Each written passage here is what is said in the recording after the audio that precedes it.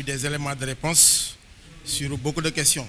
Évidemment, on n'est pas tombé d'accord sur toutes les questions, parce qu'il y a des questions qui n'ont pas connu un accord dans leur matérialisation. Mais pour l'essentiel, Monsieur le Premier ministre a donné des instructions aux ministres concernés et un délai a été donné de 15 jours, à savoir le 28 prochain, pour nous présenter des actes. Donc nous en tenons à cela parce qu'il y a eu dans le temps beaucoup de rencontres, suivies de beaucoup de promesses qui au finish n'ont pas été tenues. Et de ce point de vue, nous sommes sereins et nous attendrons la rencontre du 28.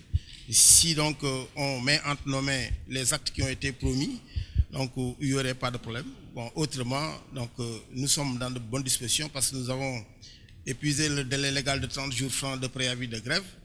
Et à ce niveau, nous allons nous rencontrer déjà dès demain pour ce qui concerne And Gueusseum pour apprécier tout ce qui a été fait.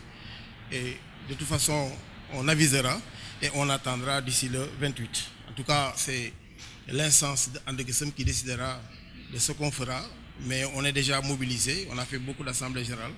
Et nous attendrons donc le gouvernement de pied ferme sur ces questions. Enfin, en tout cas, c'est une rencontre qui est décisive parce qu'ils ont promis de produire beaucoup d'actes. Parce qu'en ce qui nous concerne, nous avions la question des techniciens supérieurs. Sur la question, le ministre de la Santé a été aussi interpellé une deuxième fois pour qu'on puisse régler la question des techniciens supérieurs. Et il s'agit aussi de nouvelles filières à ouvrir au niveau de l'ANDSS, à savoir les masters. Sur cette question aussi, il y a eu un accord. Et la prochaine fois, je pense que les documents sortiront pour l'ouverture enfin de cela et disons la création de ces nouveaux corps au niveau de la fonction publique. Nous avions aussi sur les heures supplémentaires non seulement un gap de 1,550 milliard depuis 2015 et un gap cette année concernant les deux trimestres de 2017. Alors ils ont promis de l'apurer intégralement, de payer en fin mars, donc tout le stock d'heures supplémentaires. Bon, maintenant aussi, il y a le décret qui doit être modifié. Bon, il y a eu quelques objections. Il y aura une lecture interne. Mais en tout cas, on avait obtenu du gouvernement la majoration de 20% de l'heure de nuit. Et là aussi, ça avait été acté. Maintenant, il y a une organisation qui a demandé à revoir le texte avant qu'on signe. Mais étant donné que bon, il s'inscrit dans une dynamique participative, nous savons qu'on ne fera pas plus et qu'on ne fera pas moins que ça. Et étant donné que c'est un accord, on tiendra à ce que cet accord-là soit matérialisé. Bon, maintenant, Namora aussi.